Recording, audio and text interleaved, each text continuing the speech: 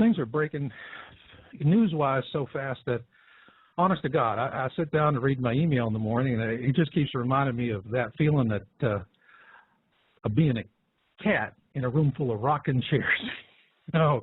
Whoa, stuff is just happening left and right. And on top of that, I'm starting to see an awful lot of misinformation and sourcing back to Terrell, not necessarily Terrell himself, but it is sourcing back to those around him. That's creating a lot of confusion and distortion out there. We're going to talk about that tonight.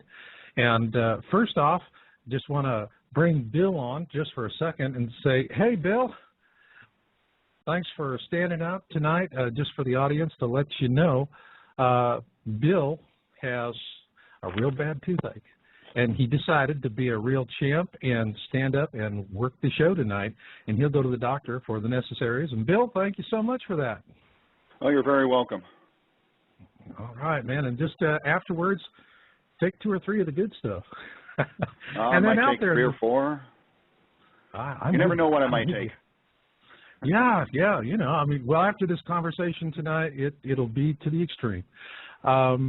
Then on the virtual chat room, we have Susan from down in Mexico. And Susan, you're a sweetheart. You're always out there working and getting that chat room organized. And for those of you who are in the chat room, if you want to have your questions presented to our guest tonight, make sure Susan knows about it.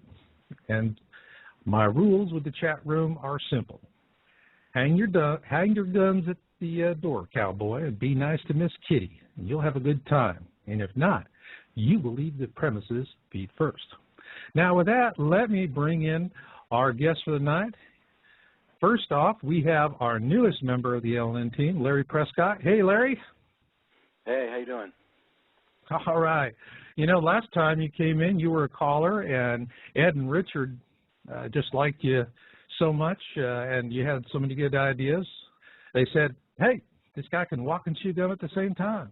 Bring him in. And you did. Unbelievable. Thank you. I've been working at it. The gum falls out sometimes, but I'm getting it down. All right. Yeah, well, none of us are perfect. Is that, by the way, sugar-free? And then I've just brought on Richard, Ned, Ed, and Rich. Hey, guys. Hello, hello. Hey, Ed. All right. Hey, Ed. All right. And before we get into the show tonight, fellas, does anybody have real fast a hot button issue that they want to discuss? Not me. The only thing that I would like to cover it all. Go ahead. Okay, Rich. I'll tell you what. Go ahead, Rich. Yeah, I don't have anything as far as a hot topic right now. I think we're going to cover a lot tonight, and whatever hot topic I might, there's too many of them. Yeah. Yeah. I mean, yeah, it's just like I said, it's like being a cat in a room full of rocking chairs, you know. That's it. You got to be quick on your feet. Ed, anything for you? I just wanted to mention to everybody that unlike some sources, we just put the information out here, and it's up to the people to take it and run with it. We don't come right out and make anything that isn't verified and proven to be true, no statements. So if we say something that's credible, and but just take it for what it is. It's information. We're sort of like throwing the news out, and you decipher it. Well, I agree there is with some that, conjecture in there. I got to say that, at least on my part. Conjecture is part of discovering a problem. Well, you know, we all are having a great conversation. I've really been enjoying the preparation leading up to the show, and good Lord, we've done a bunch of it. And I just hope we can get through all the things tonight. But I want to say one thing to the audience and everyone up front. And, you know, what I would love to be able to do for 2 hours is just to talk about preparation and planning. But I don't do that. At least I'm not on this show. And the reason why is, over the years, what I have found is that if people can get good, objective information that's honest, then they'll sort things out for themselves. And once they take responsibility for that knowledge, they decide to take action on it, They're just like little Energizer bunnies. Bang, bang, bang, bang, bang, bang, bang, bang, bang, right down the road. You don't have to wind them up, whatever. Just get them enough information, it flips the switch, and they're off and down the road. And they'll do the preparation and planning that's necessary.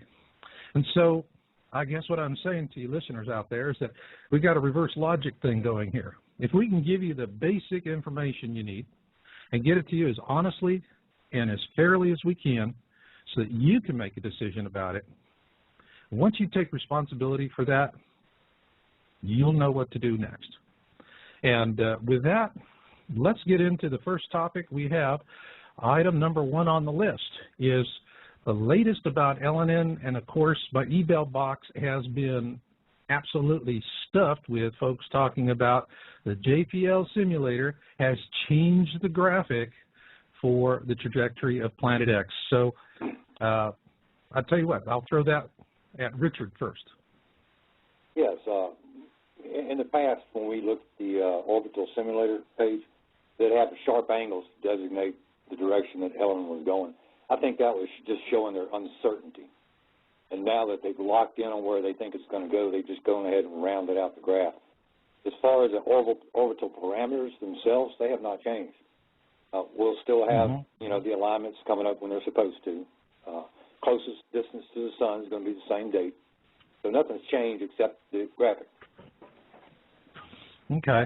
Well, and also we've been talking a lot in our email preparations for the show about the velocity of LNN, and let me throw that one at Ed to start that off. Oh, that's interesting because we have several different ways that we figure it, and the good part is we disagree, and no. Yeah, it's hard to believe that we would actually disagree, but there's no set method for what we use to figure it out. I know Richard likes to use the closing velocity of LNN as it's closing on Earth and then adding the Earth velocity into it. Myself, I like to use the closing velocity of LNN and the Sun and then fudge it a little bit because it's slightly off angle. And however many other methods we have, and sometimes we actually come up with the same numbers, which is tricky, but we do. Okay. Well, Ed, I'm going to round robin on this, but first off, let me ask Ed, since we are not in unanimous agreement here, what are the numbers you have? Well, right now, they've been showing about a 0.018 AU gap closing speed every day for the Sun. And that's off a little bit of an angle, so I fudge it in. I might put in another 0.001 or something like that. Anyway, I come out around 67 to 70,000 miles per hour. Okay. All right. And let's go next. Larry, have you got a number? I was looking at some data that it looked a little bit faster. It looked about maybe 80. That, I think we're all about in the same ballpark here. Okay. Richard, what about you? Well, I went back a long way. I went back to 2007 and earlier. Actually, I went back further than that and went in 6-year gaps and figured out how fast it was going back then. It started out something like 23,000. Closer it gets, faster it's going. And I finally ended up for today somewhere around 60,000 miles per hour. And it should pick up some more speed. Okay. Well, I know that we have satellite observations on it, and I think we pretty much, unless anyone else has anything to add, with the exception of velocity on LNN in terms of a current update. Ed, you got anything else? I have so many notes. Like you say, we've been digging into this so much. The one thing I might bring up is some calculations of what happens when the Earth gets to it after it crosses our orbit.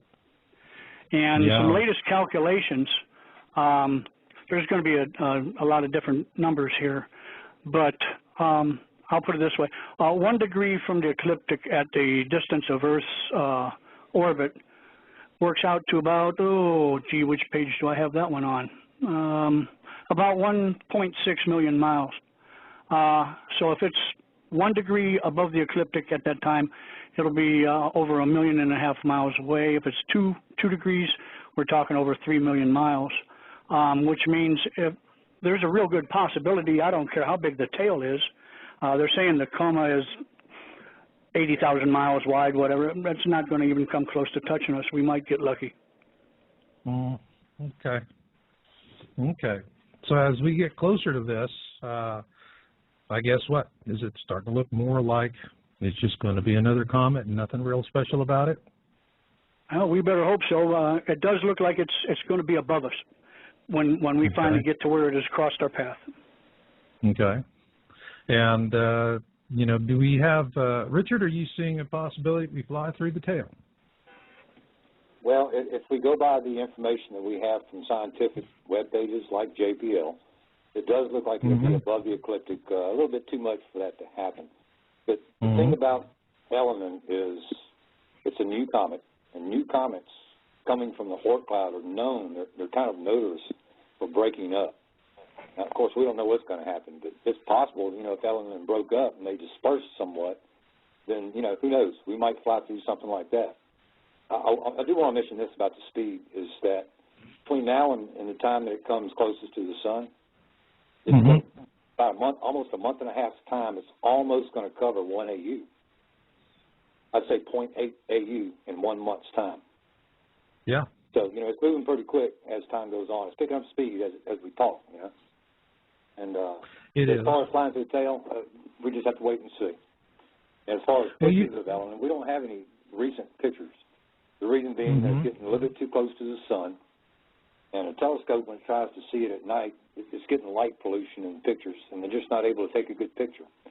Our next best shot is Stereo B, which we'll cover later.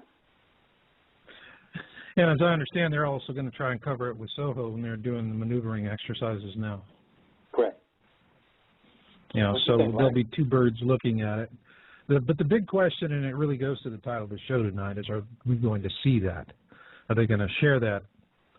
Or is it going to be another situation, as we have seen in the past and documented on Yowza.com, where NASA takes a few weeks to decide to release images, and when they do release it, I mean, you know, it's just a handful of things. So you can tell that this has been pretty well groomed through, and everybody was just making, you know, as much effort as possible to see to it that it came beyond the news cycle with as little as possible. So here we have Stereo B, and for those of you out there, listeners, Stereo A and Stereo B are a pair of solar space-based observatories. And this, again, was something we noted back on Yowza, I think it was 2008. For the longest time, there was just SOHO, and that was it. Now, in the last few years, there has been a veritable fleet, I think 7 or 8, maybe more, solar observatories, and those are the ones that they're talking about. I would venture to say there's some black op launches too that they're doing, but you know, no doubt about that. I mean, especially with the solar maximum coming on and the concerns of that, if you know we catch a dead on X or Y class flare, and that thing's got a southern orientation on it, and the grids have not been shut down in advance of that, and we're going to have a pretty nasty time.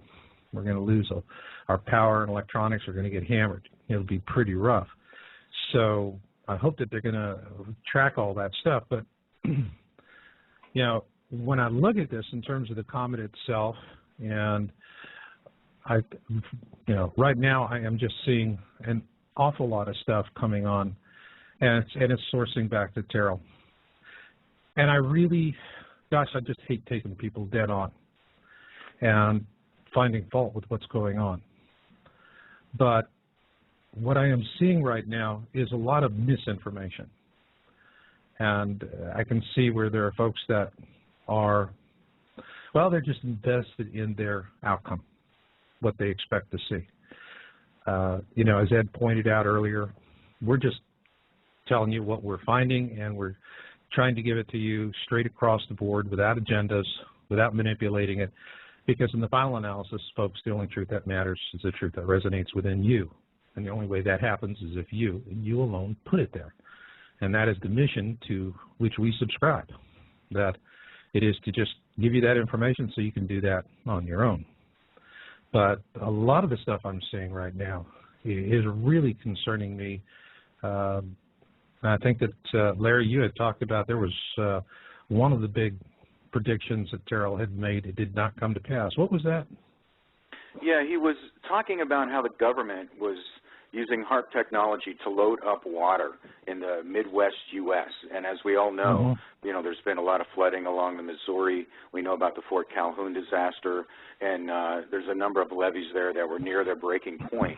And Terrell, in one of his videos, said that on July 7th, which was coincidentally a date of large planetary alignment with LNN that did not include Earth, he said that there would be some activities on the Earth at that time, and natural disasters would occur. So if the government of all people would blow the dams, then it would appear just to be another natural calamity. And he predicted on July 7th the government was going to blow up the dams. The agenda was to create additional flooding and disaster there, and went so far as to say they would declare martial law, and the purpose of that was to disrupt travel to people in general throughout the United States, but additionally to people that were trying to make it to his Ozark facility, and suggested that they may want a shortened timeline for the bug out.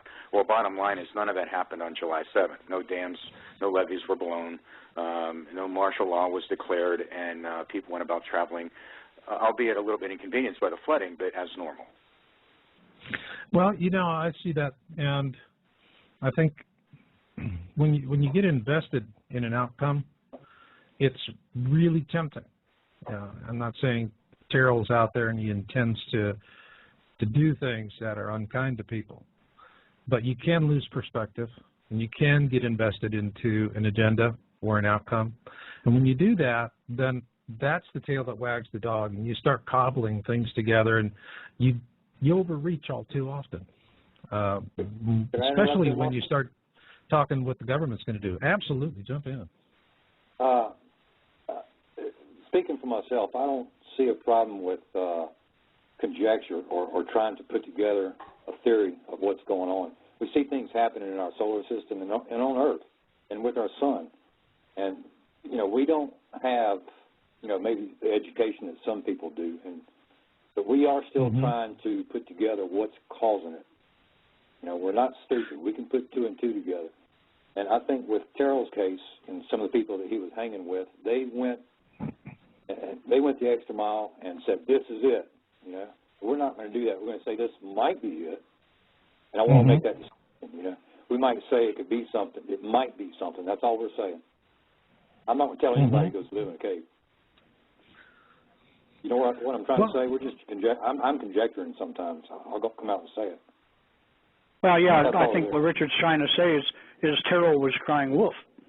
Well, he came to a conclusion, which, you know, we're not doing that. We're saying it might be this. Things point to this or point to that. There's a difference. Well, he had terrific research, and he had terrific information. The only problem is he made his own theories from it, and then expressed them as absolute fact. This is going to happen, and that's where I think he got lost. He wanted to make the prediction of what was going to happen from the info he had, instead of just presenting the info. Yeah, and then let people decide for themselves. But you know, right. once you take a hard stand, it's really, really tough. And yeah, there's a frustration. I mean, it's on one hand, if you take a hard stand, you're going, well, then people are going to equivocate, they're going to hesitate, they're not going to, you know, take action and do what they need to do.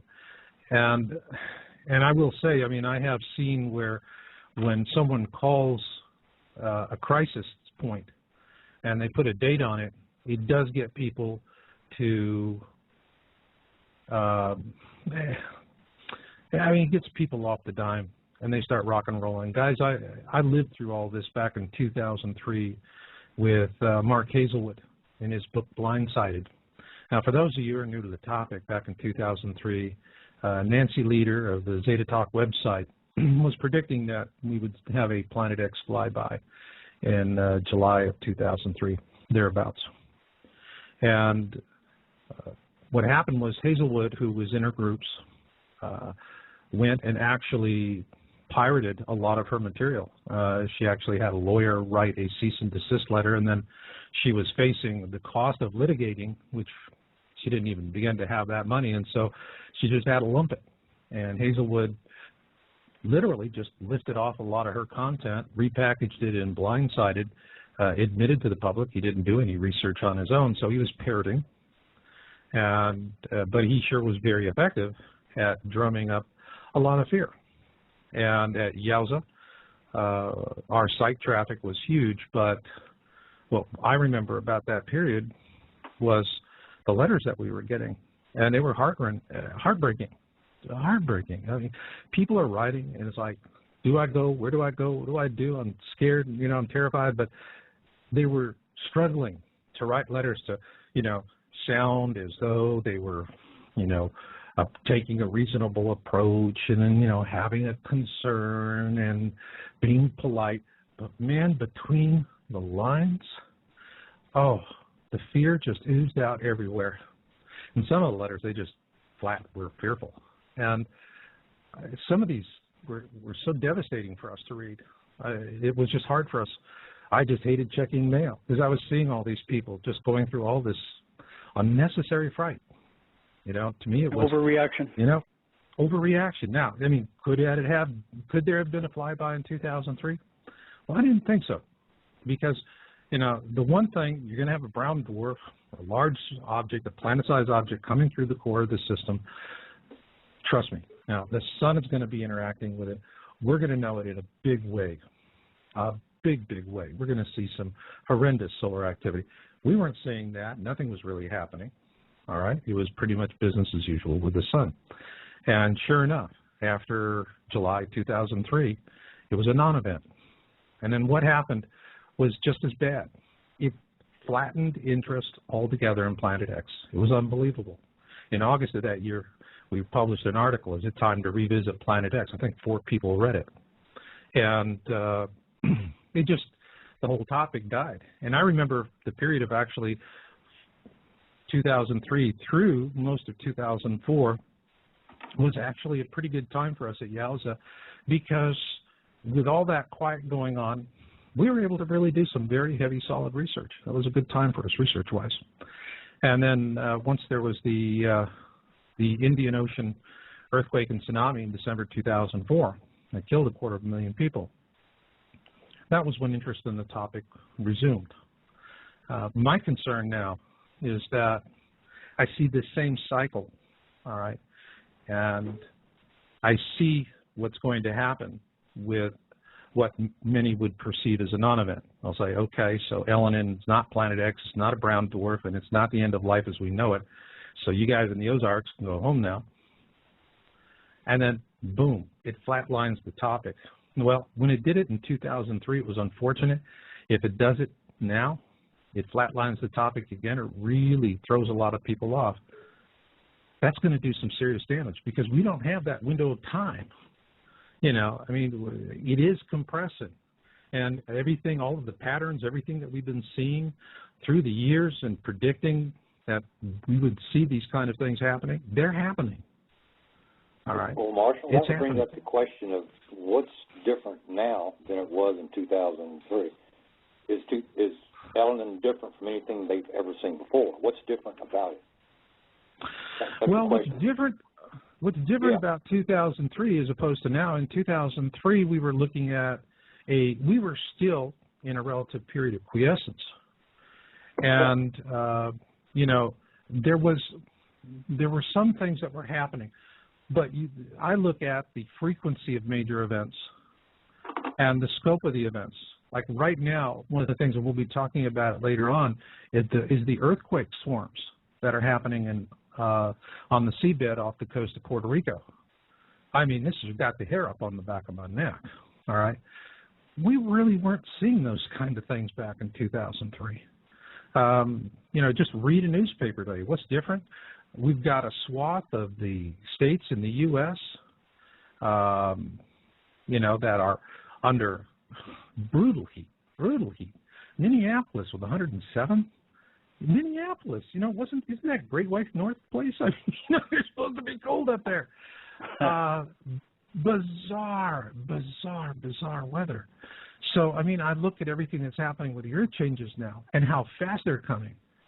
And all I got to do is just look at my emails. Yeah. Yeah, so, I mean, the stuff is really, really slamming at us. And, you know, that's, it is a new ballpark today.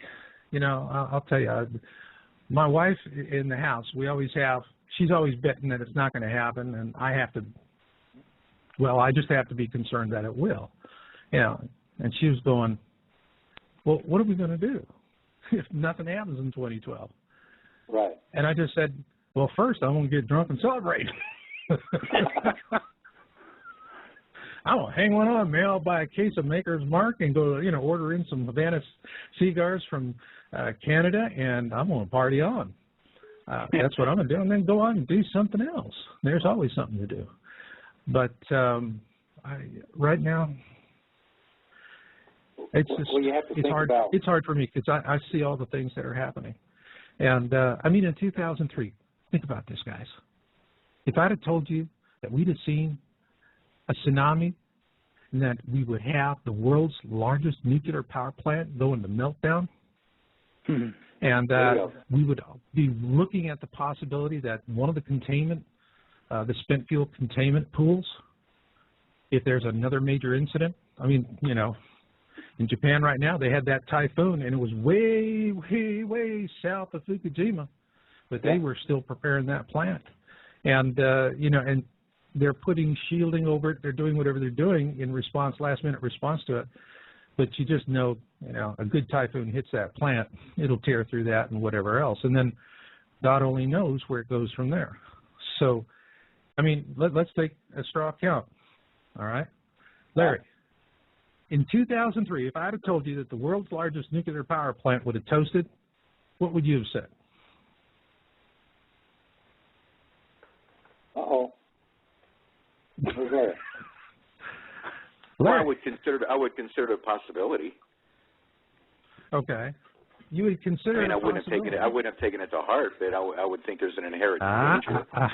That's right. And you know what? In 2003, that would have been the right thing to think about. The times have changed, haven't they, Larry? Yes.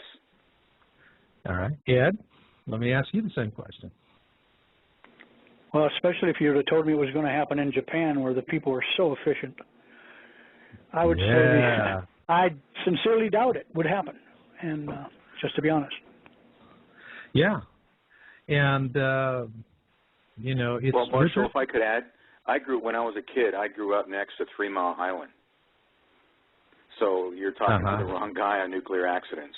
I actually lived through that. I saw the devastation. I saw how it was deliberately played down by both the federal and the state of Pennsylvania. I saw how the state of Pennsylvania passed a law so people couldn't sue Con Ed. My mother was one of the first to sue and won. So, you know, I see nuclear problems as extremely real, whatever the cause, whether nature-induced or man. Yeah. And the thing is, you know, guys, if you had told me in 2003 that the Japanese would have had this accident and their management of it would have been kind of like watching an episode of The Gang That Couldn't Shoot Straight, I just couldn't. I don't know that I would have been able to just give that any serious thought. I mean, I, too, would have said, what do you mean? The Japanese, look at that. I mean, they just, you know, kicked Detroit out of the car business darn near, you know, and this is a very efficient country, and, boom, they're out there knocking them dead. Hey, what do you know? What we see now is sick, and it's sad. Incompetence and greed creating a situation that's even worse. And so it's the unforeseen circumstances that we don't expect, and I'm seeing more of that. That is, I think, what troubles me most, guys. It's the unforeseen tipping points, like Fukushima. It's the stuff that we just didn't imagine before, and now it pops, and it goes, and it really, really nails us. You know, so we always have to be willing to just walk away from our notions if they don't work anymore. You got to be willing to do that. You know, that's one thing I have to say with mainstream science. Man, talk about folks that have golden cows. They really do not like having to revisit something once they figured they'd decided it. And you always got to revisit. You always got to question your work. You always got to say, am I on the right thing? But with that, let's move on to item 3 so we can get through our list. And this is comet Marshall, homes. if I could just interject along your point there about science's sacred cows and what they hold on to. It's a subject we're going to get. It's a little bit farther down in the list on the new particles on the sun, and now they're finding out how this is affecting carbon dating. Do you realize how that's been the holy grail for so long when determining how old an object is, and now that's coming into question? Mm-hmm. Yeah. I mean, it's changing everything. Yeah, it's changing a lot of things, and we're not as clever as we thought we were, eh? Well, the thing that makes you wonder, did they just discover it, or did it just start happening? Ah, good point, Ed.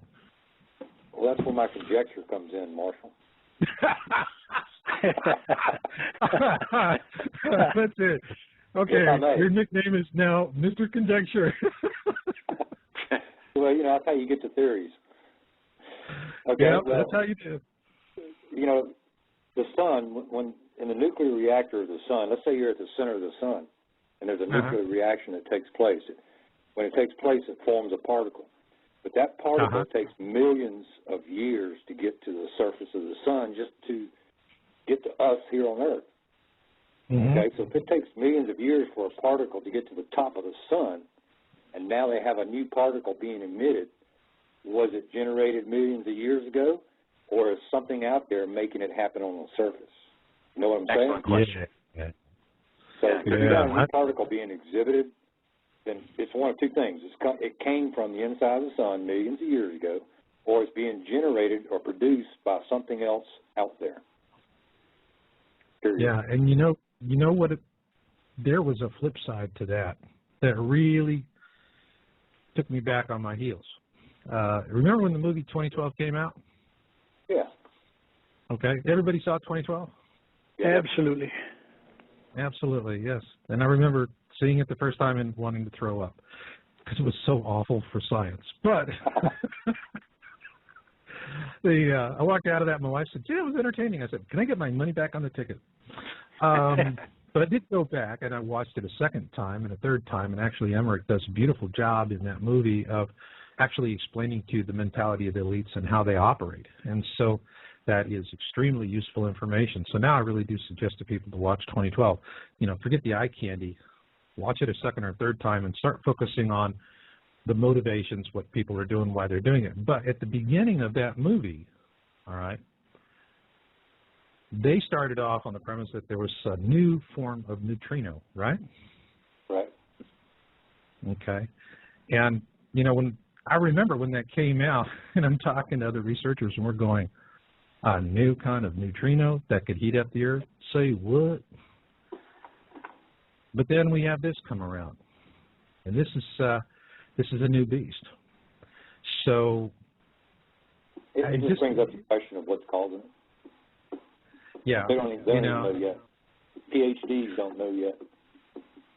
You know, but the question is, I mean, it leaves a question in my mind when they were putting together 2012, and that movie was chopped before it went to market. It was actually scheduled to go out as a summer blockbuster, and they put it out in November with the art films, you know, dead season, and give it as bad a ride as they could.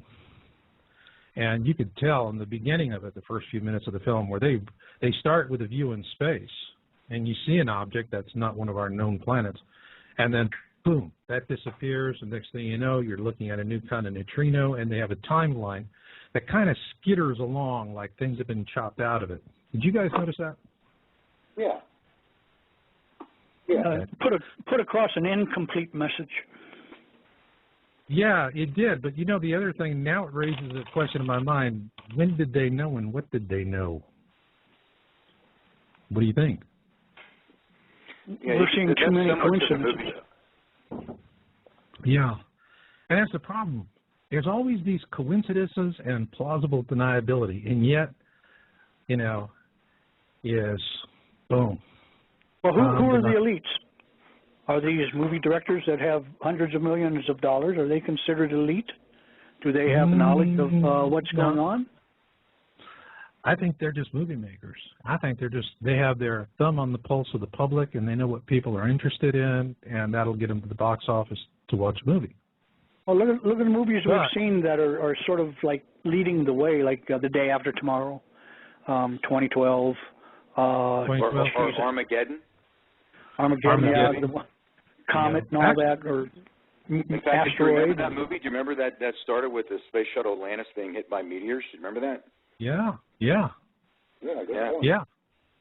And so, I mean, that takes me back to Atlantis being hit, and that happening to Atlantis. And I remember, I think it was back in 2004, 2005, the Kill Shot, the video that came out predicting that. And it looks like that's going to be a non-event unless there's another shuttle that goes up for some reason. But, you know, on one hand, it could be coincidence. On another, it's just a kind of a sense of where things are going to go. But I don't know that the Hollywood elite that they're the kind that like to play ball. It's for us to kind of wonder about that. But on the other hand, I can tell you, you know, in 2007 we brought out Planet X Forecast and 2012 Survival Guide. A Japanese publisher licensed it from us. It's published in Japan now. And they were expecting huge sales, much larger than what you'd have with other books. And they were tied in with Sony. And I think that they had inside knowledge that Sony's movie 2012 was going to have a Planet X scenario, which is Sony was talking about that in their marketing. But that all of a sudden there was this delay taking it out of the summer season where it should have gone into an art season in November, where it's the worst possible place to stick it, and the film has been chopped up on the front end. So I think, you know, it just really comes down to a telephone rings and somebody is told where the cow chews the cud, and that's how this happens. It's also interesting to see the people that are writing these movies are, you know, they're using their own creativity. You know, it gives you a little bit of pause. You know, where are they getting these thoughts from? You know, what's making them think this? Is this like conjecture? What? I mean, it just seems awfully odd. It does. It does. It seems really odd, and I mean, especially the timing of it as well. Yeah. Yeah. Well, it seems like piece by piece we're being given the whole story. Yeah, and I'm sure we've all heard that, and we're not trying to promote, you know, that agenda here, but again, it's just an observation. Yeah, and then, you know, that we're getting it piece by piece. You know, think about what we're seeing now on the big screen and on television. You have on TV, you have that new series, Falling Skies, right, about ETs coming down and taking over the planet and enslaving us. First, you had the event. Yeah, how about that? Remember the ending of that? Yeah, that was the ending too. I mean, we don't get to see any more after now. that was pretty wild, though. I was just finally starting to like that show. Yeah, and everything now is, I mean, the movies that are coming out, and I've been watching a lot of them now. Matter of fact, I even went and saw. You guys were talking about it in the last time we were on. Remember, we were talking about that movie, the new Transformer movie. And that made me curious. I went to go see the Transformer, and of course at a Twilight show. And I just $15 theater tickets just stick on my craw. But you know, it's the same thing. They're coming down to enslave us, steal the resources. You know, it's all of them are very dark. It seems that the consistent pattern is that we're on the verge of being invaded by hostile alien races that want to enslave us and suck up the resources of the planet. You know? It's a recurring prophecy also leads us to the same conclusion. Yeah, yeah. And I guess on that prophetic note, let's move to item number 3 on our list. So you're skipping number 2 for now? The satellite observations in August and September? Oh, thank you. Oh, shame on me for missing that. Okay. That's a quickie. Well, since you brought it up, take the ball and run with it. Well, it looks like sometime around the end of July 31st, they're going to start testing or maybe even actually turn Stereo B. They're going to fire the retro rockets or whatever they got to do to turn it, and they're going to try to get a picture of Comet Eleanor. So, you know, it kind of makes you wonder, you know, they're going to be risking, there's a risk for that maneuver. They might lose the satellite. They've even come out and said it on JPL. You have to look for that information, but it's there. There's a possibility that they could lose the satellite when they make that turn. They're supposed to do it 2 hours a day. And they say they're going to start July 31st, and we'll probably get actual pictures, I'm guessing about August 5th. So we may actually have a picture in the next 2.5 weeks or so. Yeah, we might, but I hope so.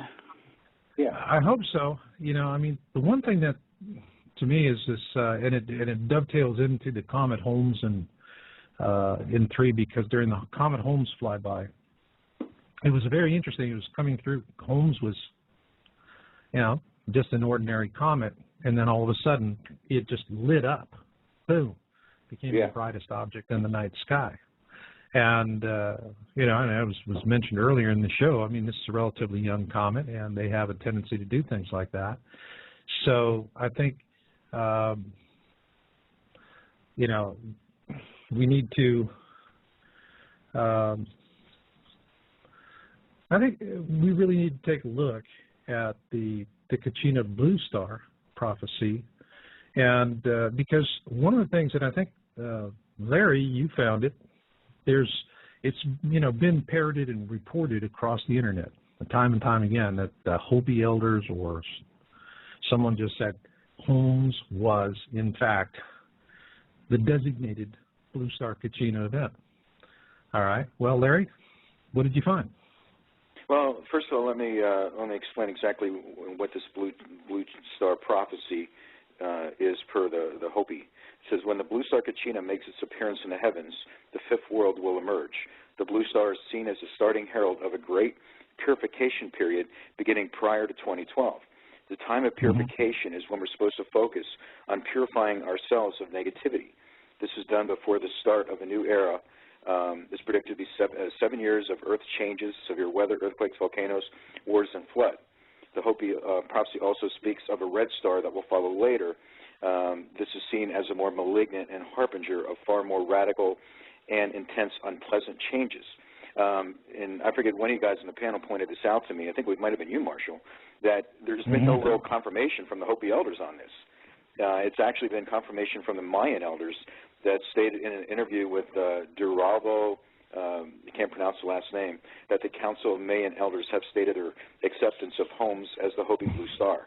All right, well, okay, what's up with this comet Holmes? Well, between October 23rd and 24th, 2007, comet 17P/Holmes literally exploded from a magnitude of 17 to a magnitude of 2.8, and as you know, the lower magnitude, the brighter the star. So in other words, it increased in brightness by a factor of nearly 1 million in just a few hours. Sky and Telescope magazine called it the weirdest new object to appear in the sky in memory. Images of the object show it continued to expand outward and that it became the largest object in our solar system, larger even than the sun. The pictures beamed back to Earth show an enormous object with a bluish tinge, a blue object the size of a star. And for those of you that visit Planet X Town Hall, I have actually posted an image from the Hubble when this occurred. It clearly is very large. It clearly is bright blue. And I forget which one it was. Ed or Richard, you saw this, I think? Yes. Say it again. Excuse me. Yeah, and did so you anyway, see it, Richard? you know, a lot of people might think that, and you say, okay, now why would they think that? Well, because they say that in one of the last prophecies, and you know they've had 9, and they talk about this blue star appearing from the heavens. But an important note here, and Marshall pointed this out because we want to stick to the facts.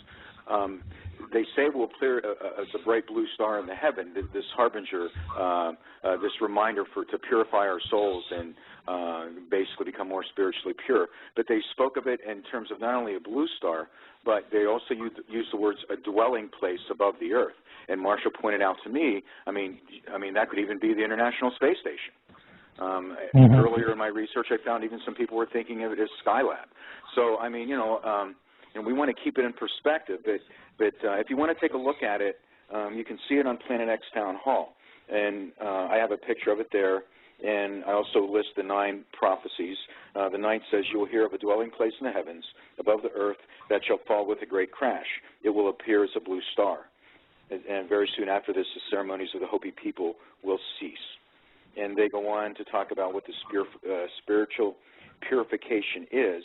And interestingly enough, its main point is survival from the red star that will follow. And it's an interesting note to see that they see survival to occur only from spiritual preparedness. They say it's only materialistic people who seek to make shelters. Those who have peace in their hearts already are in the great shelter of life. There is no shelter from evil. And, basically they go on. But they also say that those who take no part in making of the world division by ideology are ready to resume life in another world. Almost implying like reincarnation somewhere else. Maybe in another show we can talk about, other similar things we've read regarding this.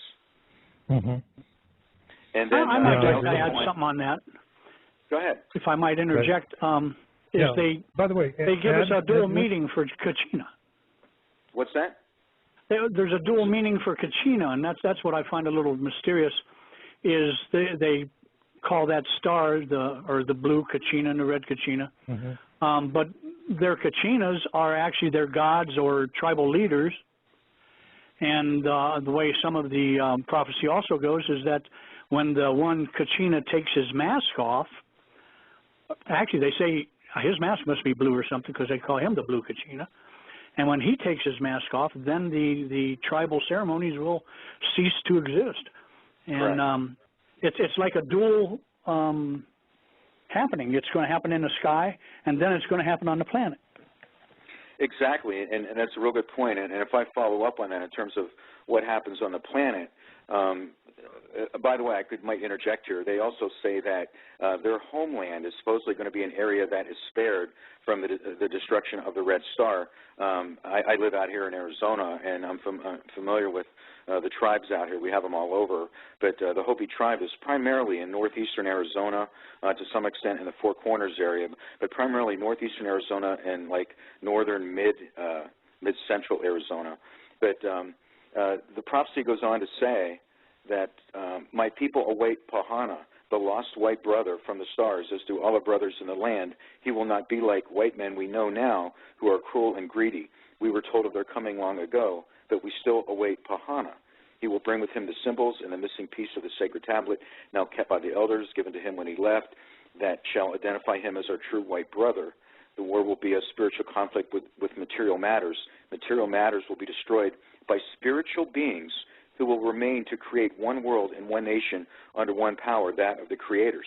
So when they're almost referencing, when they say something's returning, it's really, and then they're talking about the earth, and they're naming a person. So I mean, it kind of goes down the rabbit hole on this one, in that they're not only talking about something in the heavens, they're talking about how that is going to manifest on earth as well, both in destruction and these spiritual beings that are going to help them in the aftermath. Well, there was one other thing that I read in that prophecy that sort of stuck out at me, and I read it all, and it said they also will see the Earth regain its proper rotation by reversing itself. I read that. That is interesting. Another reference. According to Hopi belief, the survivors of the Great Deluge thousands of years ago split up into 4 groups that moved north, south, east, and west. Only one group completed their journey to the North Pole and back, under guidance of a brilliant star in which Great Spirit Masao traveled. When he landed, he drew a petroglyph on the second mesa, showing a maiden with a traditional butterfly hair arrangement riding in a wingless dome-shaped craft. The petroglyph signified the coming day of purification, when true Hopi will fly to other planets in ships without wings. I found that real interesting. Yeah. And I have to tell you guys, I mean, the more I look at the Hopi prophecy, and I'll tell you, everybody, I mean, when I first got interested in this, I was just straight geek. So when somebody started talking about prophecy, oh, come on. let's just look at the science. But over the years, the Hopi prophecies really have been strong. We got a question in. Sue threw me a question from Lori Corbett on the virtual chat room, and she wanted to know that, in 2007 when Comet Holmes came through, was there the kind of earthquake activity we're having today? I don't recall it. Do you? Not me. No. Holmes was not anywhere near like Elenin is. Elenin, as a lot of people know, is right along the ecliptic, and Holmes was way above that. Yeah. Yes, and also, if I recall from Omersbach, if I pronounce his name, his paper, he talked about that Elenin, if it's to be believed, even despite its small size, has the impact that it does because of how it's coming in a 3-day alignment period, and I'm sure Holmes never had that. No, not that I'm aware of. Well, one thing that's real interesting is we've never turned a satellite before to look at something especially. Well, they're going out on a limb doing that, and it kind of makes me curious as to why they would risk a satellite to take a picture of it. They've got all the pictures they want from Hubble or whatever assets they have. We don't see them. They've got to have close-up pictures of Comet Elenin. They've got to. There's no doubt about it in my mind. Now, the only reason I can think of why they might take a sun observatory in space and turn it towards a comet is to see what kind of particles it might be emitting, because, that particular satellite probably has all kinds of instruments on board that can tell them what kind of elements might be produced from Elenin, if you get my drift. Well, there's something about it that they want to see. Yeah, that's what I'm saying. There's instruments on board that asset that could tell them, more than what they know now. Yeah, and I'll just wrap up with this, guys, and the questions that I have either for you or for our listeners out there. Do you believe that Comet Holmes was the blue Kachina? Where have you seen references to a spiritual awakening in light of surviving an oncoming celestial-induced disaster? I know I have. It could be another whole topic of discussion. Does this purification relate to consciousness or frequency raising? Could such individuals who accomplish this be identified by a god or other entities from the heaven? Who might Pahana be, and what could be the red star? Well, that would tempt me to ask you a question, Larry. Do the Hopi believe that was the blue Kachina? Did they quit their ceremonies, so to speak, concerning that? Because it's already come? As far as I know, no. That the only group that said that it was the Mayans. And I could find nothing where the Hopis came out and said, yes, Holmes was it. And from what I know, they still perform their ceremonies. I know I actually see them at different events out and about Arizona. They perform at different events. So I don't think they've stopped their ceremonies, and that's a good point. No, they haven't. And from what I understand, the ceremonies pertaining to this, they don't let anybody around them when they perform those ceremonies. They keep those secret. Well, I guess it's a question of what ceremonies, because some of them they actually, do perform for an entertainment value. I'm sure that's not the more sacred ones that probably being referred to here. Right.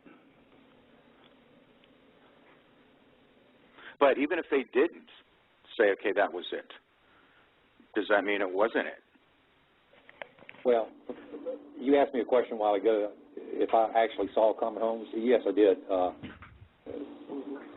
I saw it in the night sky many times during the night with the naked eye. And, of course, it was pale. But it looked blue to me. So, if anything was going to be a blue star, that would be it to me. Because even if it was an International Space Station, because that's the thing that sticks in my mind because of the dwelling place reference. If that came down, wouldn't that be more fiery than blue? Well, no, I'm talking about Comet Holmes that I saw that was blue. But, yeah, if the space station came down. Can I jump in on that one, guys? Yeah. I remember when Skylab came down. I think that was back in '79. Yeah, it used to be the big joke. You wanted to distract somebody, you'd point up at the sky and you go, "Look, Skylab!" Everyone would turn. It's falling on us. And when Skylab came down, it was lit up and it was blue, and it was falling in. And I remember at that time, that was the very first time I heard about the Hopi prophecy.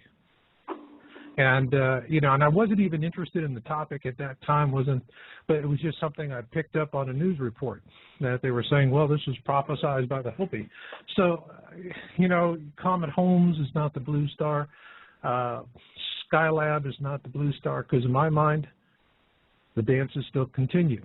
But more importantly is the way I read that Blue Kachina prophecy is when we see that, we know the guacamole's hitting the fan. It's a time of redemption, and people are going to be scared.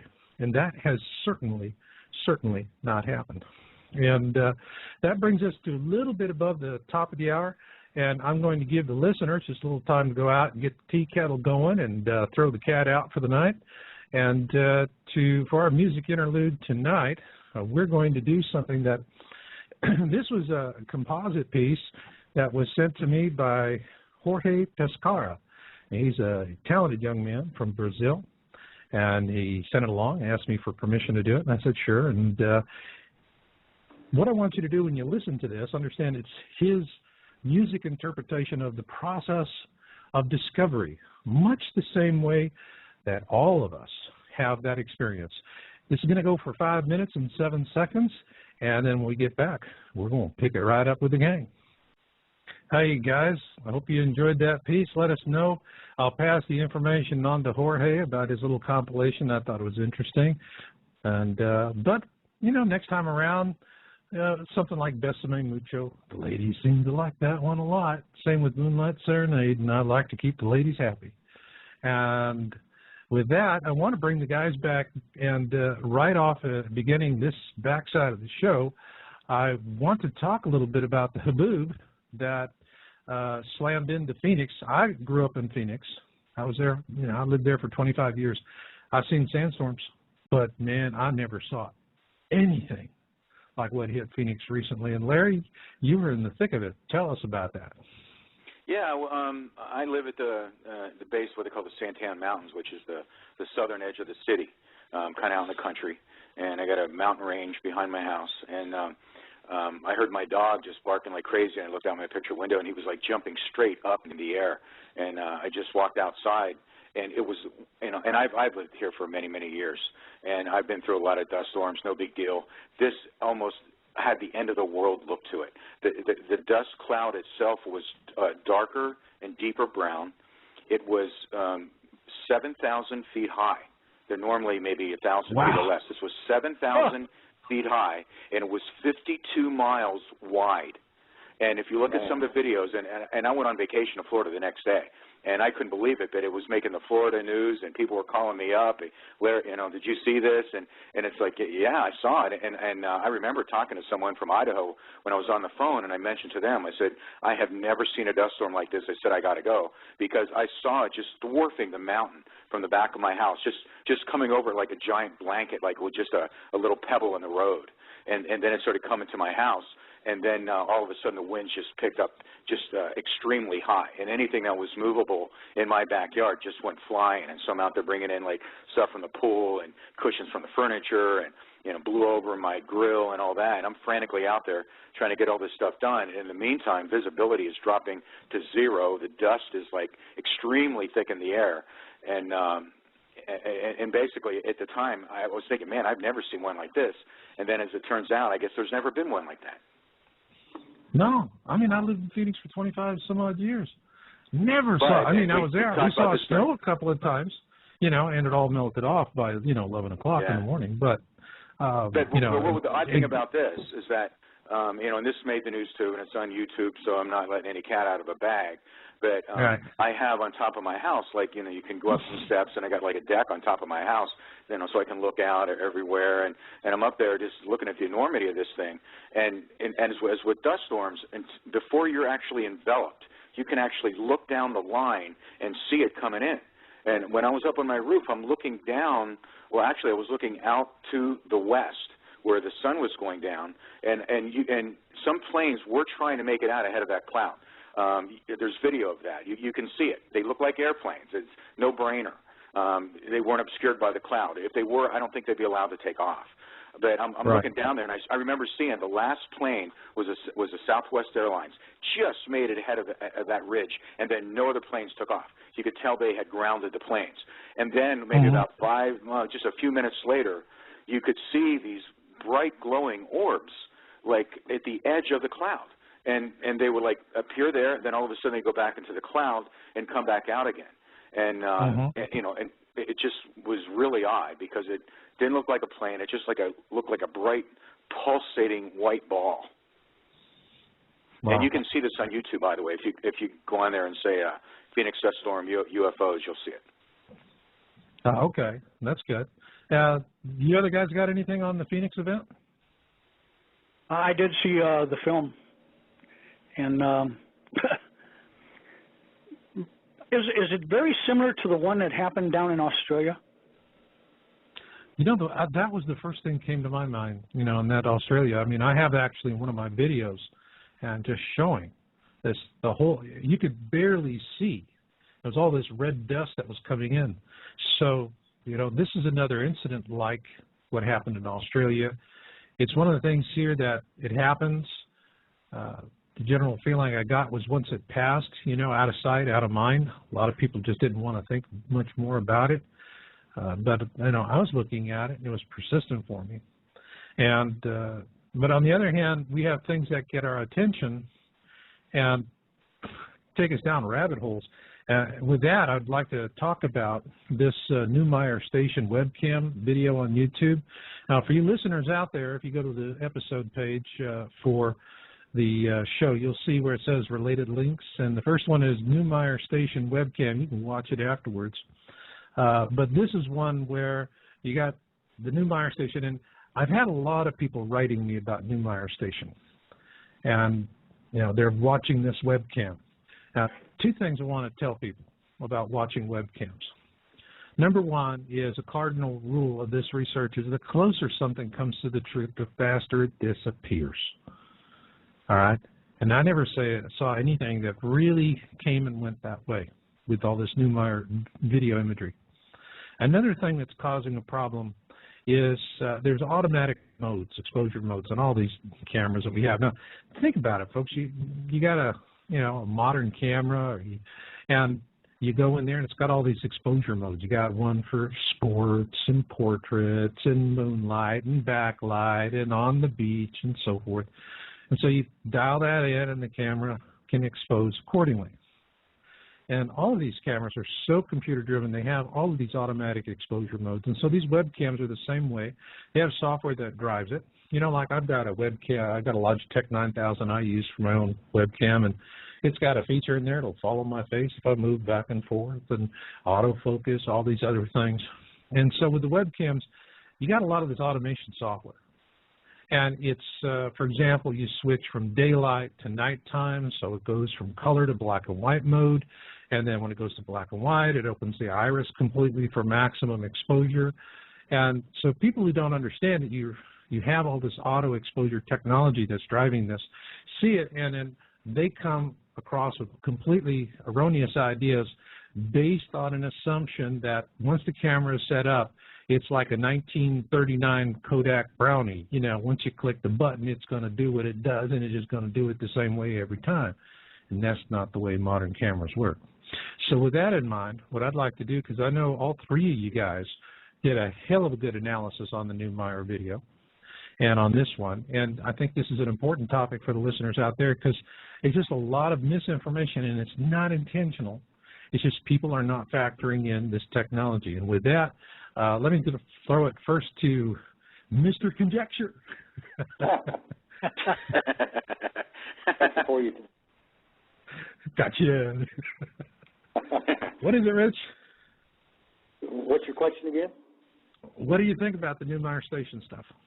Well, I looked at all the video I could. I spent a lot of time on that, and it is just the moon. It does pass off the frame. And just like you were saying earlier, Marshall, the camera switches from color to black and white at night. And the sensors on that charged coupled device for the video are more sensitive. And that's the reason why the moon flares out like it does. It's so bright. It passes away off the frame. and then it causes some kind of spherical aberration on the lens, and you can actually see it on the side of the station before it looks like it's a planet in the sky. So, you know, you can actually see it being reflected off the side of the station, which rules it out as anything being actually in the sky. I'm more curious about why the sky is blue. Yeah. Yeah. I mean, there's some questions in there that I remember looking at this extensively with Richard Shaw, and he's producer of the Watchers series, and he really picked up immediately on all the camera issues that everyone else was missing. But I will say, in fairness, although Richard has been watching that webcam for quite some time, and because I think a lot of folks are really feeling this information is going to, if we get it and it sneaks in between the cracks, this is how we'll find it, is on a webcam coming out of Antarctica. I just don't subscribe to that theory because I've been doing this a long time, and like I said, number one rule, the closer something comes to the truth, the faster it disappears. Marshall? Ed? Yep. This is Larry. Okay, Larry, go. Yeah, I just wanted to point out that this gets back to what you said and some of my other panelists here early in the program, that we're only presenting, you know, what we think is credible and verifiable, objective, and we have no agenda. We have no, you know, conclusion we're trying to reach and manipulate the facts accordingly. And one of the first things I saw from that video was who uploaded it. That was forget about it, all the analysis. The first thing I saw was that Ursu Adams. Now, I don't know how much you know about this guy, but he's an ex-DJ. You know, I don't mean to be critical on the guy, but you can look at his videos on your own. He makes them like some big Broadway production called The Awakening. He goes on about how his DNA is being manipulated by reptilians, elongating his skull. He's hiding in parks from the cops that are worried about him not taking his meds. I ain't making this up. You can look at his videos. It goes into this. And so, I mean, he has zero credibility. And so if he tries to upload something and then goes on like a frame-by-frame analytical perspective, quite frankly, I don't care what he says. He's already lost all credibility with me. Yeah, I think I can go along with that. I always bring the science in. Yeah, yeah. And that was July 14th, right? Yeah, yeah. You know, guys, I mean, and the flip side of this, though, is we're having a conversation that mainstream science is not going to have. They're just going to go, he's a nut, and that's it. And they speak like theologians. It's like, we have yeah, he does. Dead animal skins, attesting to our genius. And you must believe us. We are the gods of science. Instead of just saying, well, no, he's wrong because of this, that, and the other thing, or we're not seeing this, and then people can, you know, think for themselves. Yeah, I know. I mean, and, you know, with modern television being what it is, we're less capable that way, thank you, but still the same, you know. It goes all the way around. But, you know, another thing that I really want to do is, and we need to get back on our list here, otherwise we are going to fall way behind, is in the fourth one is what is happening on other planets. And I think this one, I'm going to start off with Ed. Okay, well, I think we're all real interested in what's going on Saturn. There's a huge storm. Goes all the way around the planet now. It is just fantastically huge. And we're wondering what caused it, because it's only in one hemisphere, for one thing. But it's only in one hemisphere, and it's like, and you know, excuse me, I have to interrupt for a second. Folks, don't let anybody say this is just a coinky-dink, okay? Because we're seeing the gas giants are all doing this stuff, all right? And you'll hear about it. But please go on. Yeah, and that, you know, and it just so happens, you know, yeah, we're having supposed objects flying past Saturn, speculated, and then we see this huge storm on Saturn. One other thing I saw just a while back, and I thought I'd bring into it also, is that it appears that, and it's working from the outer planets in, is we're seeing more and more methane in their atmospheres. And what it means, I'm not sure, but it's like a sudden cloud of methane is closing in on our sun or something, but we're seeing a lot more methane in all the atmospheres, even though they are warming, which is a contradiction. But that's just what they're observing. I agree with that. Has such a storm on Saturn been seen before? Not that I know of. Because no, just in general, guys, if you think about it, we're observing activity that consistently in a wide number of areas that seems to be of historic proportions. I know. Well, I know. I know, but I can. Go ahead, Marshall. Well, I can tell you, if we ask David Morrison, the astrophysicist or biologist at NASA, he'll explain that it's because McDonald's is raising beef on the outer planets, and it's the methane from the cows. Well, that explains it then. And yeah, here I did all that research. Yeah, that's right. You know, we just could have got. I should have just asked him. That's it. It's just cow farts, right? Anyway, I digress. Back on topic. Well, everything we're seeing on Earth, off Earth, in the solar system, in the universe, it all just happens to be first time we've ever seen this. Yeah, and all these firsts. Yeah, it's amazing how they're all coinciding. Yeah. I don't guess I can spin on that, huh? What a great time to be alive. Yeah, it is. Well, yeah, it is. In one sense, it is. You know, are we seeing anything else with the other planets? Let me throw this one at Richard and Larry. All right. If you don't mind, Larry, I'll go ahead and take off on this one. Go ahead. For right now. Go ahead. I'd just like to point out that the outer planets were on the other side of Elenin when it was coming through. The only one that was close to it was Saturn. And Saturn, as we know, produced that storm that was 500 times bigger than anything they've seen before. But the thing that gets me is that some of the outer planets are being affected, just like Ed said, but the monkey wrench in the reasoning there is they were on the other side of the solar system. And that brings me back to the sun again, is maybe Elenin is doing something to the sun to make it produce something, and then it's kind of like a feedback mechanism that then goes on to affect the planets. That would be the only way that the other planets could be affected so much, even though they were all the way on the other side of the solar system. So, yeah, everything's in a delicate balance. Everything is interconnected. Well, I'd like to throw one more thing in, and I think it's really interesting, is Leonid Elenin, our buddy, did that simulation with an object coming through the solar system on the path Elenin did. And he did it with basically what came down to 0.0, well, what was it? 0.05 solar mass, which is 50 times the mass of Jupiter. Holy cow, I mean, if we had an object that big coming through, I mean, but we were talking, and it's all been talked about, maybe 3 to 4 Jovian masses, which is 1/12 to 1/15 of what he was talking about. And, yeah, you throw something in that's 1/20th of the sun, darn right it's going to change the whole solar system. But something not quite that large might be able to sneak by and maybe just cause a storm on Elenin, or I mean storm on Saturn, some other effects with I just thought that was interesting that he ran a simulation, which somebody probably fed him, that was totally irrelevant. In other words, there was a known agenda. There was a known agenda for the results.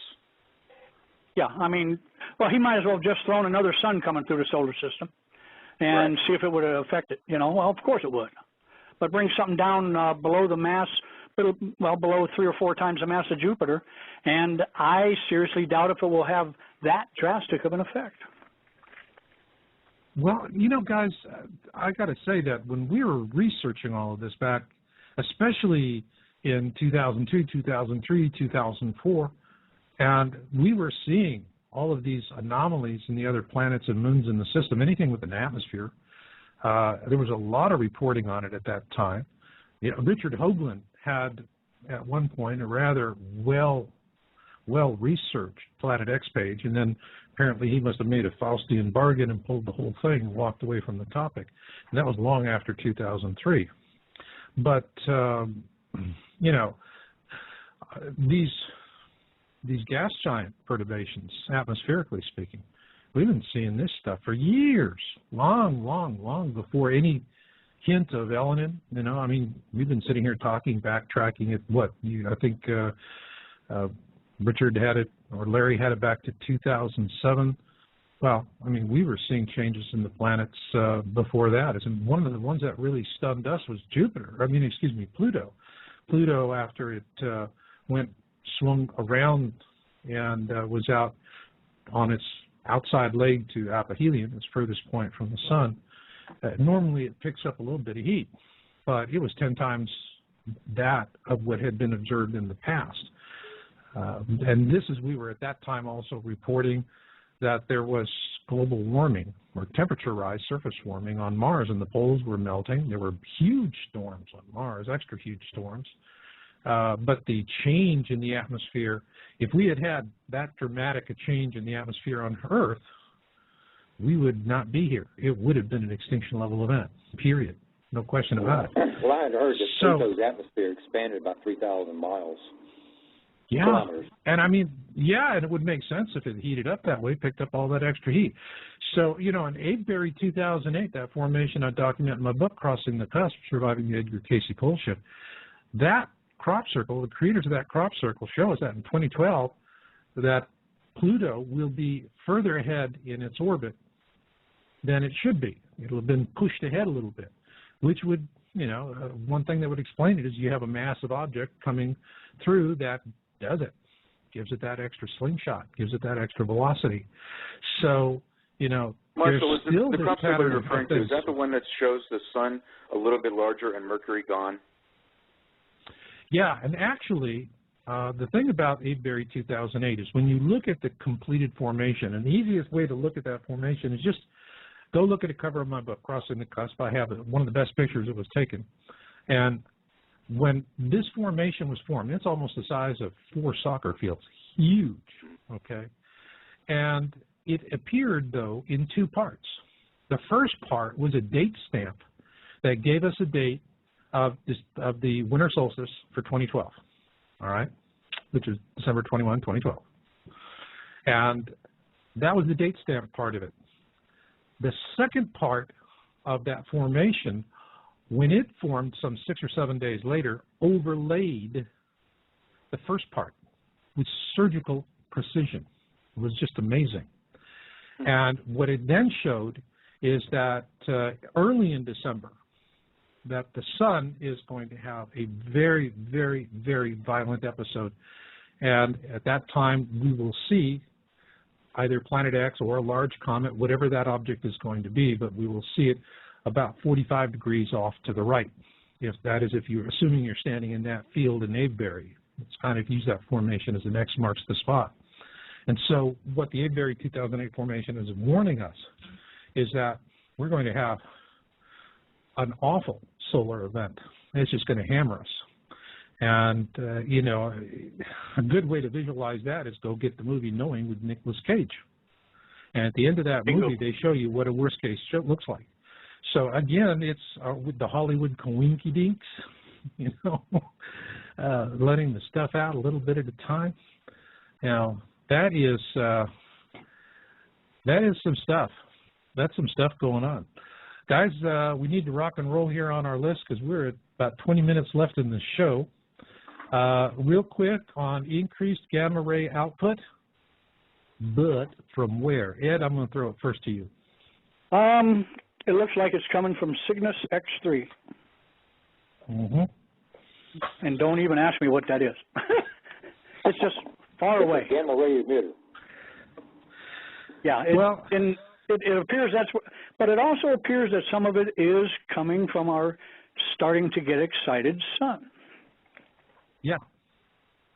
Yeah. So I think, we're seeing new things that are popping in, which, I think we really addressed item 6 then, is the sun producing a new kind of particle. Which takes us back to the 2012 movie scenario. What do you guys think? Richard? Say it again, Mark, I'm sorry. The item 6 is the sun producing a new kind of particle. Oh, What's your take on that? There's been some discussion by some scientists that it is. They don't know what they see. They see another particle, but they don't know what it is. They haven't come out and given it a name that I can see. All they're saying is that there's a mysterious particle coming from the sun, and that goes back to what we were discussing earlier. Yeah, but it takes what? And that also goes back to what Larry was saying about the decay rates of like carbon-14. That's something that's been a rock-solid way of dating artifacts from history is carbon-14. Well, now all that stuff comes into question because now carbon-14 dating, the decay rates for that has been changing recently. So, and they don't have an answer. But there is a mysterious article out there. If I could Go for it. If I could interject here, guys, because it depends how far you want to take this, and this could be a discussion in itself. I think of everything we have on the agenda tonight, this is one of the most fascinating ones that that I could talk about for hours. And I encourage you to look this up along with someone that also lives out here in Arizona, David Sereda, who talks about this, and it has so many parallels and implications. It's truly amazing beyond just the science of the discovery. They're talking about how it can actually mutate matter, for God's sake. I mean, that's incredible. David Sereda goes on to take it in terms of transforming matter. You could go biblical on this, about things changing in the twinkling of an eye in terms of our bodies. This could mutate the planet. It could mutate Earth. Again, I'm back to Mr. Conjecture here. I'll jump on that bandwagon because we don't know that much about it yet. But again, just like everything else, we're observing the effects, and we're still trying to learn more about the cause. Yeah, and it's not just mutating matter, it's mutating all matter. And but I can add one small thing to that. I mean, the scientists were all jumping up and down. They thought they'd found this particle. They know the effects of it. I mean, I think they saw the effect first, and then they looked for the cause. But the last word I got on it was in the middle of June, they did another similar experiment at another facility, and they had no such results. They didn't see the same results. They saw no evidence.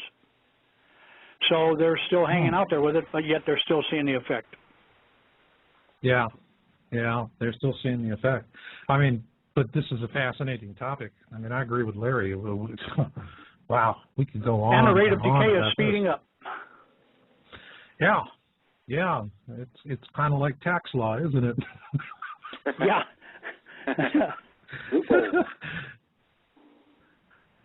But still the same. I think that the big changes that were coming in right now, and the ones that are near and dear to my house, to my heart, is what's happening with the planet, and that is takes us to the last item, which is number 7: Earth weather, seismicity, and volcanism changes. And my view of everything is that you can come to this topic and imagine you're visiting a circus. Three-ring circus comes to town. And you go to the circus, and there's the sideshow, the carnies, and, all the cotton candy and the games and the whack-a-mole and, the 22 pistols and whatever. And everyone's having fun with that. Great place to get distracted. But for me, it's about the big tent. And if you get in the big tent, to me, you have that big center ring, and then you have the two side rings. To me, the big ring in the center is our planet. That's where we have to be watching, because this is going to have the greatest impact on our individual survival. Then off to one side, you have the smaller ring, which is us, and who we are and what we're doing. And then the third ring is the future. And to my way of thinking, folks that want to get through the years ahead, the carny and the sideshow, that's a lot of fun. It's a lot of distraction. but it's not where you survive. You got to be in the big tent. You got to be seeing what's happening in that ring, those 3 rings, if you really want to make it. And with that, what I'd like to do is tell the listeners, if you, again, go on the episode page for the show on Blog Talk, and you'll see where I have a link for the PR Quake Swarm. And this is a YouTube video that is really, really impressive. Oops. Now, for those of you that want to have a good earthquake monitoring program, there's one called Quake 3D. They have 2 versions, the free and the paid. They're both excellent. I have them both. I love the paid version. It gives me a lot more information as a researcher. But for those of you out there, I don't know if you need all that much depth, but you look at it, and what you want to do is look at the last week or so and zoom in on the area that is Puerto Rico, and it's actually subsea. It's off the coast of Puerto Rico. And there are quake swarms happening out there. And when I look at this, it is really, really, really bothering for me. And so, you know, there on the related links, which are both YouTube videos, one which was the Newmeyer station, which we didn't take seriously, consider the source. But the second link, which is PR Quake Swarm, after the show, folks, I'd really suggest you take time and you look at this. And I will tell you, this impressed me so deeply that today I wrote letters, emails to my friends, even though most of them think I'm some, you know, oh, Marshall, he's into this stuff. And, you know, I don't throw it in their faces. You know, we always talk about the fluffy stuff. We always have the fun. But this is one where I said, I really want you to look at this, because if this pops, and we have another event like we just had in Japan, we're talking about a tsunami wave that Puerto Rico, Cuba, Florida, some of the southern eastern seaboard states, and the Gulf are going to see tsunamis. And it is going to slam. And so with that, I'd like to throw it open. And first off, go to Larry on this. And Larry, did you get a chance to watch the video? You've been following that. On the quakes, Puerto Rico quake swarms? Yeah. Well, I just know they had 8 earthquakes in 5 hours. You know, that's one of the things I noticed. What I was doing was I was actually doing a little bit of research on things we're finding out. Maybe this existed for a long time, we didn't know, but we always thought that, you know, earthquakes were happening by the movement of the tectonic plates and, you know, pressing up against each other, and volcanoes could exist where, you know, these crevices, you know, where they're in the areas of friction and so forth. And now we're finding that, in fact, again, if for any of you that want to check this out or go on Planet X Town Hall, I've posted all the data there, as well as images of the planet that show where we have what we call mantle plumes around the world. And basically what these mantle plumes are, it kind of throws a wrench into what we think causes an earthquake. We think of tectonic plate movements, and it turns out that that's it. But that's not the only thing. And as far as that goes, that could be an effect from an outside cause, but we won't go there either. But with regard to the mantle plumes, basically the plumes of hot magma push up from the Earth's deep interior. And this has just been published July 7th in the issue of the journal Nature. You can read more about this. But it basically talks about how, think of a lava lamp, how, you know, you can get, you know, like a bubble of this magma kind of heats up and finds its way up to the surface. There's a long name for that, lithosphere or something like that. But it can't quite break through, because if it does, then the name changes and it becomes lava. But nevertheless, it bubbles up there, and sometimes it cools off and it goes back down again. Well, what we're finding is that there's more of these mantle plumes around the world than we ever imagined. And I have a world map, again, on Planet X Town Hall, where I show all the spots around the world. And Marshall, if I recall, I don't have it up in front of me right now, one of these plumes is not far from Puerto Rico. And these plumes don't necessarily have to occur along like a line between the plates. It can be right underneath the middle of one. And a good example of that, and I hate to use this because it's talked a lot in terms of extinction level events, but one of the biggest is under Yellowstone. And again, if you want to do some research, you know, I encourage you, check that out, how this it's pushed Yellowstone up 4 to 5 feet, for God's sake.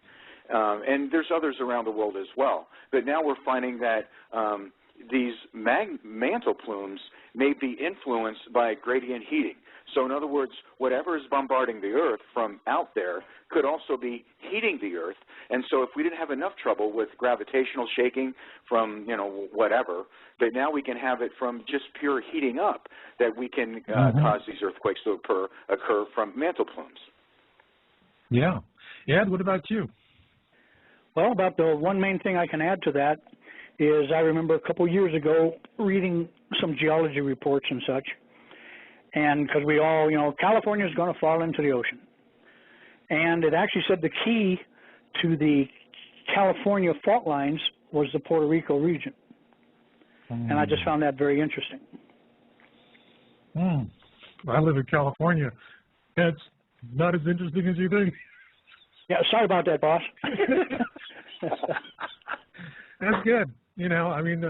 What's my final thought on this? How long can you tread water? Whoa. Wow. I don't know about you. I could use a little conjecture right now. Richard. Yeah. Puerto Rico, there's been something going on down there for a very long time. It's just been shaking, daily. And recently, it seems to me like some of the earthquakes have moved offshore, further to the north. So we may be beginning to see something happen in that area. And to get back to something that Larry said about the magna plumes and maybe some kind of mystery particle is causing the magma to act up. Well, I lost my train of thought there. In the Coburn Bible, it speaks about the earth swelling like a chestnut. And we may be seeing that now because we're seeing things all over the earth taking place, not just in the atmosphere, but everything, earthquakes, volcanoes going off. We're seeing all kinds of things. We don't know what's causing it. We don't, and I'll tell you, when I was doing the research for Crossing the Cusp, we did that 18 months of channeling with different entities. And, what we always found is that we could say, give us a severe weather prediction 6 months out, and they were always just dead on the money. It was just unnerving. On the other hand, you ask them, who's going to win the next election, they'd go pound sand. We just don't do it. That's free will. You guys control that.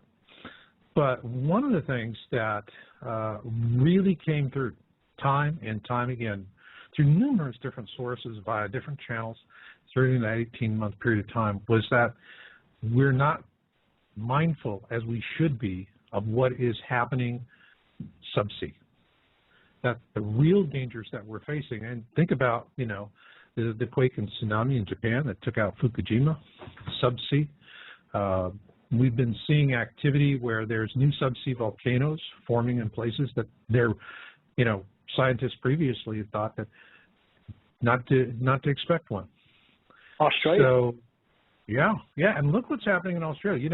We covered this in an article on Yowza a few years ago, where the seabed was rising dramatically, and just like right out of what was that the day after tomorrow, the one where the big global warming film that just said, the sonar buoys were starting to go offline, and the weather was changing and the currents were collapsing. Superstorms. In this case, what happens is the data was reporting, and then all of a sudden they start saying, these buoys are, they're going offline, they're broke, whatever. But it seemed like it never happened until there was some kind of interesting information. And but the rising seabed, that's a problem. From what I see, the whole ring of fire is a real ring of fire right now. And plus, we've got this new volcano that's popping off that down in South America that's going to close down air traffic pretty soon. All of these things are just coming around and coming around and coming around, and it's frustrating. You turn on the networks and it's just nonstop, unfortunately, dead white female stories so they can sell advertising. And this stuff just doesn't hit them. But, aside from that, what are we seeing, in terms of earth trends that are, and I want to round robin with you guys because we just got about 3 minutes left in the show, give you each about a minute just to, give me your hot button issues for current earth changes that are troubling for you. And I'll start this one off with Larry. Well, probably the most obvious thing that comes to mind, I see it on the news. We're having these like record heat waves across the country. I mean, you know, I'm used to heat out here in Arizona, but we don't have humidity. But you know, it's shown like 113 in Oklahoma City, and with high humidity, and it's just scorching across the country. And prior to this, we saw a record year to date of both not just number of tornadoes, but in size of the tornadoes and fatalities. So and just in pure basic stuff that we live our lives. It affects us. We see it on TV. I mean, these are two very common things that are occurring at record rates right now. Absolutely. And again, Absolutely. It's an observation, but why? Why now? Yeah. You know, and I mean, it's like, gosh, I'm tired of watching TV news anchors going, well, what's with this weather? You know, and then they blow on to the next thing. And anyway, getting it in while we have the time. Richard, what's your hot button issue? Real quick. Well, I want to stay with Ellen in just a little bit on this. We got about another 2 weeks before Ellen starts kind of to show its true colors. If it doesn't do anything, I'd say another 2 weeks to a month. Then it's just a plain old comet. Then we have to start worrying about, is there anything behind it? As far as the atmosphere with the Earth, it's just turbulent. To me, the atmosphere, from what I've seen, I've been watching weather for a long time, and the atmosphere just seems to be more turbulent than it should be. And once again, like Larry said, the heat waves, they're just unprecedented.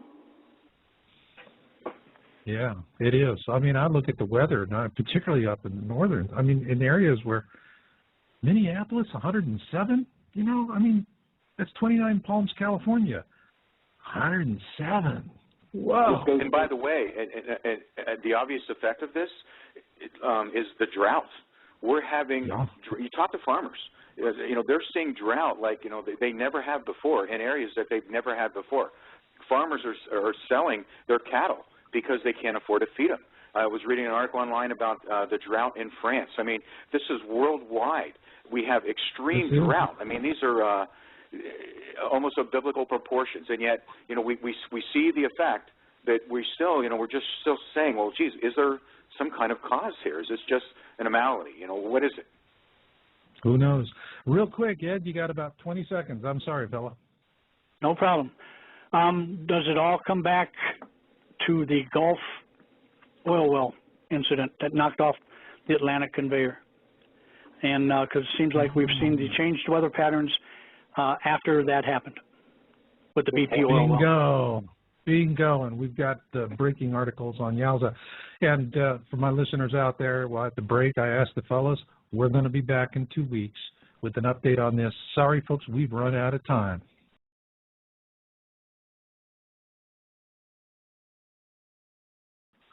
Things are breaking news-wise so fast that, honest to God, I sit down to read my email in the morning, and it just keeps reminding me of that feeling that of being a cat in a room full of rocking chairs. You know, whoa, stuff is just happening left and right.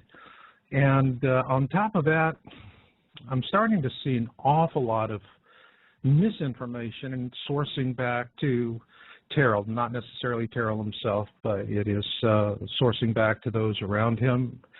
That's creating a lot of confusion and distortion out there. We're going to talk about that tonight. And first off, just want to bring Bill on just for a second and say, hey, Bill, thanks for standing up tonight. Just for the audience to let you know, Bill has a real bad toothache. And he decided to be a real champ and stand up and work the show tonight. And he'll go to the doctor for the necessaries. And, Bill, thank you so much for that. Oh, you're very welcome. All right, man. And just afterwards, take 2 or 3 of the good stuff. And then out there, 3 or 4. You never know what I might take. Yeah, you know. I mean, well, after this conversation tonight, it'll be to the extreme. Then on the virtual chat room, we have Susan from down in Mexico. And Susan, you're a sweetheart. You're always out there working and getting that chat room organized. And for those of you who are in the chat room, if you want to have your questions presented to our guest tonight, make sure Susan knows about it. And My rules with the chat room are simple. Hang your guns at the door, cowboy, and be nice to Miss Kitty, and you'll have a good time. And if not, you will leave the premises feet first. Now, with that, let me bring in our guest for the night. First off, we have our newest member of the LNN team, Larry Prescott. Hey, Larry. Hey, how you doing? All right. You know, last time you came in, you were a caller, and Ed and Richard just liked you so much, and you had so many good ideas. They said, hey, this guy can walk and chew gum at the same time. Bring him in. And you did. Unbelievable. Thank you. I've been working at it. The gum falls out sometimes, but I'm getting it down. All right. Yeah, well, none of us are perfect. Is that, by the way, sugar-free? And then I just brought on Richard, Ned, Ed, and Rich. Hey, guys. Hello, hello. Go ahead, Ed. All right. Go ahead, Ed. All right. And before we get into the show tonight, fellas, does anybody have real fast a hot button issue that they want to discuss? Not me. The only thing that I would like to cover it all. Go ahead. Okay, Rich. I'll tell you what. Go ahead, Rich. Yeah, I don't have anything as far as the hot topic right now. I think we're going to cover a lot tonight, and whatever hot topic I might, there's too many of them. Yeah. Yeah. I mean, yeah, it's just like I said, it's like being a cat in a room full of rocking chairs, you know. You got to be quick on your feet. Ed, anything for you? I just wanted to mention to everybody that unlike some sources, we just put the information out here, and it's up to the people to take it and run with it. We don't come right out and make anything that isn't verified and proven to be true, no statements. So if we say something that's credible, and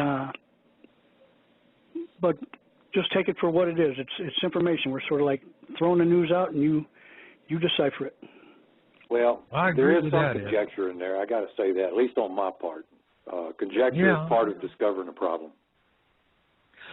Well, you know, we all are having a great conversation. I've really been enjoying the preparation leading up to the show, and good Lord, we've done a bunch of it. And I, you know, I just hope we can get through all the things tonight. But I want to say one thing to the audience and everyone up front. And, you know, what I would love to be able to do for 2 hours is just to talk about preparation and planning. But I don't do that. At least I'm not on this show. And the reason why is, over the years, what I have found is that if people can get good, objective information that's honest, then they'll sort things out for themselves. And once they take responsibility for that knowledge, they decide to take action on it, they're just like little Energizer bunnies. Bang, bang, bang, bang, bang, bang, bang, bang, bang, right down the road. You don't have to wind them up, whatever. Just get them enough information, it flips the switch, and they're off and down the road. And they'll do the preparation and planning that's necessary. And so I guess what I'm saying to you listeners out there is that we've got a reverse logic thing going here. If we can give you the basic information you need and get it to you as honestly and as fairly as we can so that you can make a decision about it, once you take responsibility for that, you'll know what to do next. And with that, let's get into the first topic we have. Item number 1 on the list is the latest about LNN, and of course my email box has been absolutely stuffed with folks talking about the JPL simulator has changed the graphic for the trajectory of Planet X. So I'll tell you what, I'll throw that at Richard first. Yes. In the past, when we looked at the orbital simulator page, that had the sharp angles to designate the direction that Helen was going. I think that was just showing their uncertainty. And now that they've locked in on where they think it's going to go, they've just gone ahead and rounded out the graph. As far as the orbital parameters themselves, they have not changed. We'll still have, you know, the alignments coming up when they're supposed to. Closest distance to the sun is going to be the same date. So nothing's changed except the graphic. Okay. Well, and also we've been talking a lot in our email preparations for the show about the velocity of Elenin, and let me throw that one at Ed to start that off. Oh, that's interesting, because we have several different ways that we figure it, and the good part is we disagree, and no. Yeah, it's hard to believe that we would actually disagree, but there's no set method for what we use to figure it out. I know Richard likes to use the closing velocity of Elenin as it's closing on Earth and then adding the Earth velocity into it.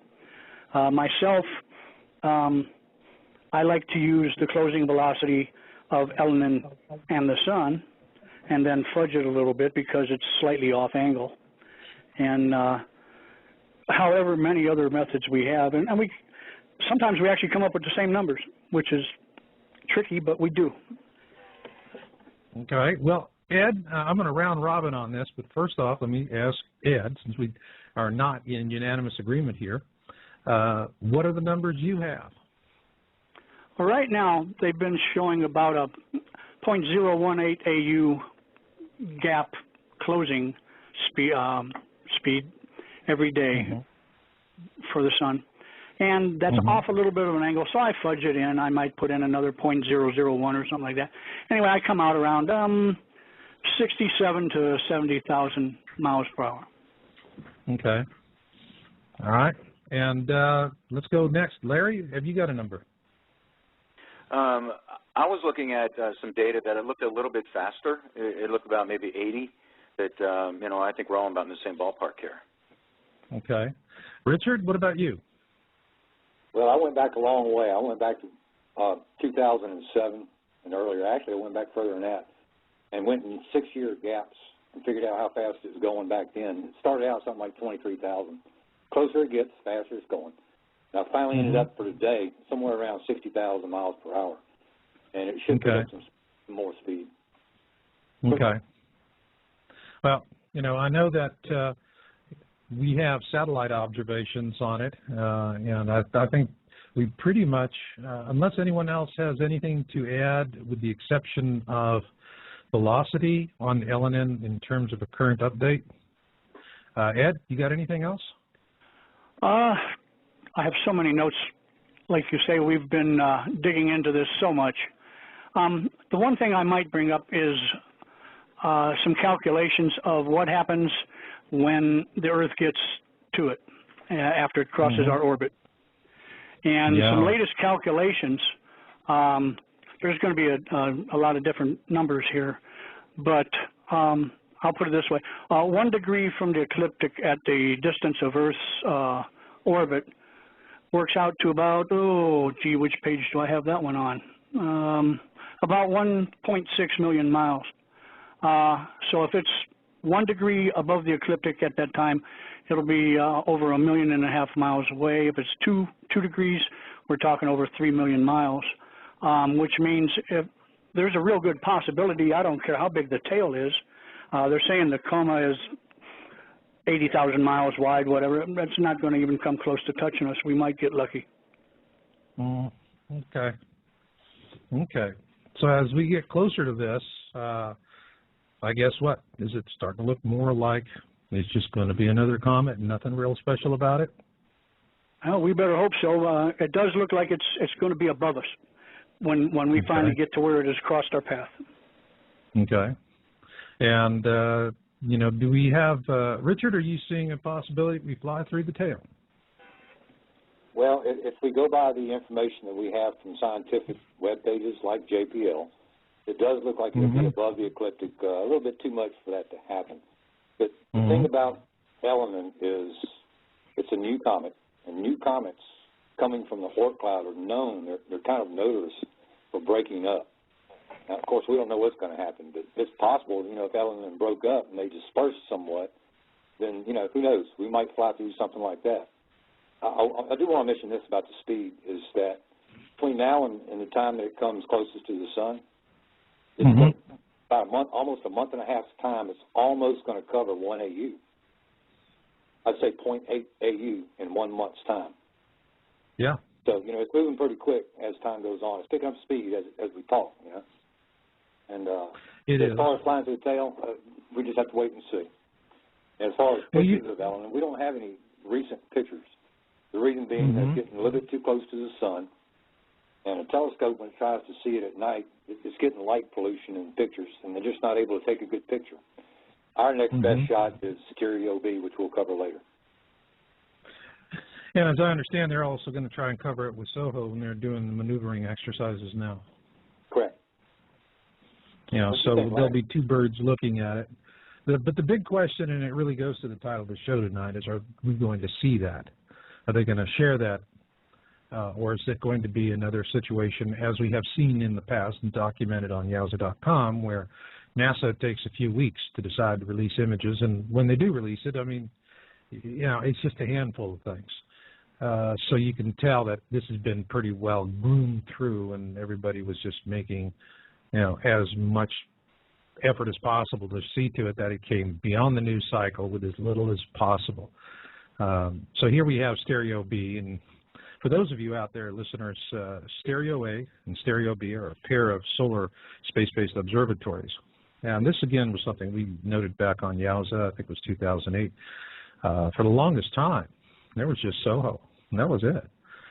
Now, in the last few years, there has been a veritable fleet, I think 7 or 8, maybe more, solar observatories, and those are the ones that they're talking about. I would venture to say there's some black op launches too that they're doing, but you know, no doubt about that. I mean, especially with the solar maximum coming on and the concerns of that, if you know we catch a dead-on X or Y class flare, and that thing's got a southern orientation on it, and the grids have not been shut down in advance of that, and we're going to have a pretty nasty time. We're going to lose our power, and electronics are going to get hammered. It'll be pretty rough. So I hope that they're going to track all that stuff. But, you know, when I look at this in terms of the comet itself, and you know, right now I am just seeing an awful lot of stuff coming on, and it's sourcing back to Terrell. And I really, gosh, I just hate taking people dead on and finding fault with what's going on. But what I am seeing right now is a lot of misinformation. And I can see where there are folks that are, well, they're just invested in their outcome.